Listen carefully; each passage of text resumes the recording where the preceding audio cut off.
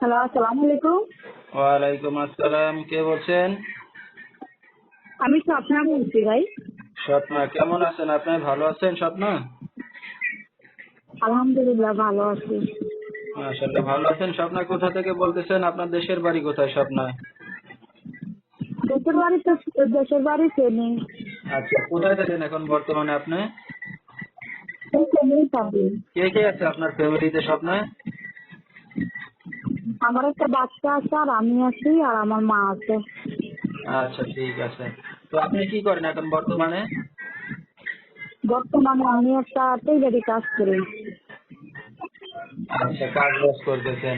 ঠিক আছে। তো দর্শক, শুনতে থাকুন আজকে স্বপ্নার জীবনের গল্পগুলা।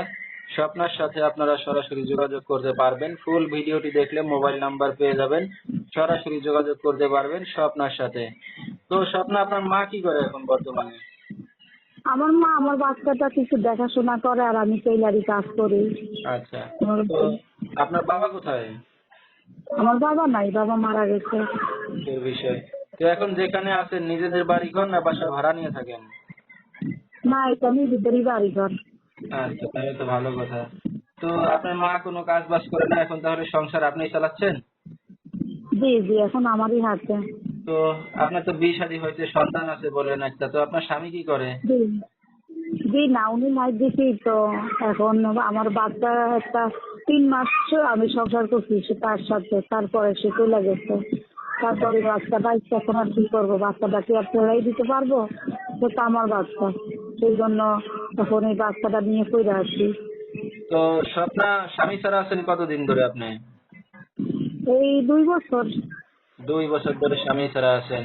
তো এখন স্বামী ছাড়া থাকবেন এইভাবে, না ভবিষ্যতে অন্য কিছু চিন্তা ভাবনা আছে? সেই জন্যই তো আইসি প্রতিবেদনের সামনে, যেহেতু ভালো একটা মনের মানুষ পাই, যেহেতু আমার সব কিছু যাই না ঠিক আমার পাশে থাকে, যেমন যেমন একটা মানুষ যদি পাই তাহলে আমি আর কি, আমার যদি সব কিছু যাই না শুনে আমার পাশে থাকে, আমার দায়িত্ব নিতে চায় আর আমার বাচ্চার দায়িত্ব নিতে চায়, তাহলে আমি তার সাথে সারা জীবনের সংসার করতে চাই আর কি। আচ্ছা, সম্পর্কটা না। আপনার সন্তান সহকারে যদি এখন দায়িত্ব নেয় তাহলে আবার বিয়ে শাদী করতে যাচ্ছেন, এই তো? জি জি জি।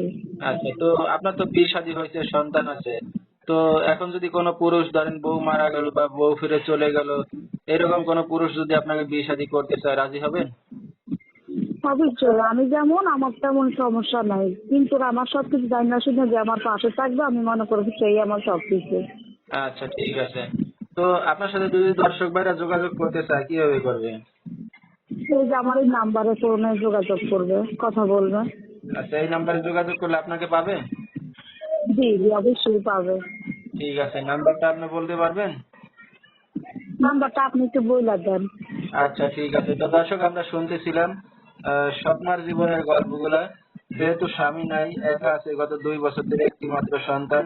সে চাচ্ছে এখন সন্তান সহকারে যদি দায়িত্ব নেয় তাহলে বিয়ে শাদী করবে। তো বিস্তারিত জানতে এই নাম্বারে যোগাযোগ করলে তাকে পেয়ে যাবেন। 01 624, আবারও 4698882, এই নাম্বারটাই হলো স্বপ্নার। তো স্বপ্নার রাত বিরাতে অনেক দর্শক আপনাকে ফোন দিবে, কোনো সমস্যা হবে?